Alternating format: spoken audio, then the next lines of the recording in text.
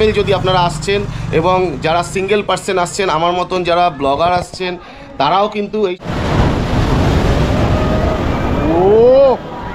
যদি টোটো কিংবা অটোতে যেতে হয়, তার মানে কতবার আপনাদের যে চেঞ্জ করতে হবে আর কতগুলো টাকা আপনাদের ধ্বংস করতে হবে। দেখুন কত বড় ভয়ঙ্কর ঢেউ দেখুন। এখন কিন্তু সেই সুবিধাটা আমরা পেয়ে যাচ্ছি যে আমরা অন্তত বাজেটের মধ্যে অনেক ভালো একটা সুবিধা পেলাম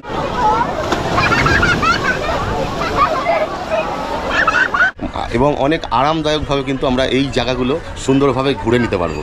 কোথায় চলে এসছে দেখুন, কোথায় জল মারছে দেখুন বাড়ি। এই হচ্ছে বাইক রেন্টের সেই স্টোর।